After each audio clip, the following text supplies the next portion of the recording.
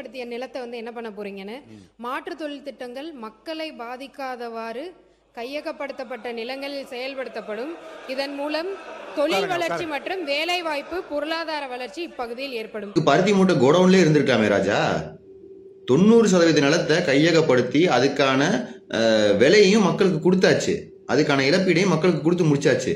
இப்போ அந்த நிலத்தை திருப்பி என்ன பண்ண போறீங்க கேட்டால் நான் தொழிற்சாலை தொடங்க போறேங்கிற.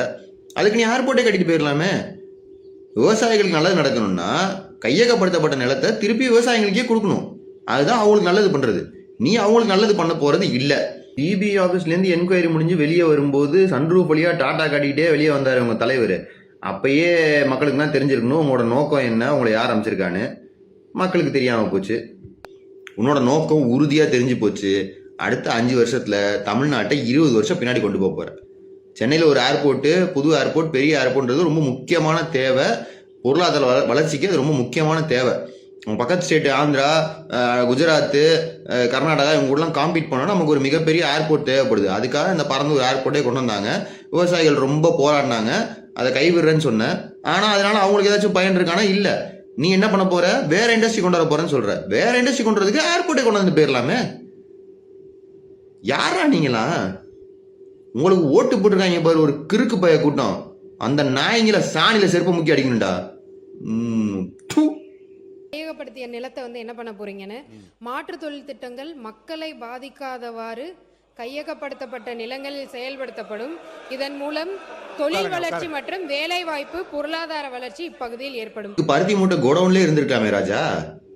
90% நிலத்தை கையகப்படுத்தி அதுக்கான விலையையும் மக்களுக்கு கொடுத்தாச்சு, அதுக்கான இழப்பீடையும் மக்களுக்கு கொடுத்து முடிச்சாச்சு. இப்போ அந்த நிலத்தை திருப்பி என்ன பண்ண போறீங்க கேட்டால் நான் தொழிற்சாலை தொடங்க போறேங்கிற. அதுக்கு நீ ஏர்போர்ட்டே கட்டிட்டு போயிடலாமே. விவசாயிகளுக்கு நல்லது நடக்கணும்னா கையகப்படுத்தப்பட்ட நிலத்தை திருப்பி விவசாயிகளுக்கே கொடுக்கணும். அதுதான் அவங்களுக்கு நல்லது பண்றது. நீ அவங்களுக்கு நல்லது பண்ண போறது இல்லை. டிபி ஆஃபீஸ்லேருந்து என்கொயரி முடிஞ்சு வெளியே வரும்போது சன்ரூஃப் வழியாக டாட்டா காட்டிக்கிட்டே வெளியே வந்தார் உங்கள் தலைவர். அப்பயே மக்களுக்கு தான் தெரிஞ்சிருக்கணும் உங்களோட நோக்கம் என்ன, உங்களை யார் அமைச்சிருக்கான்னு. மக்களுக்கு தெரியாமல் போச்சு.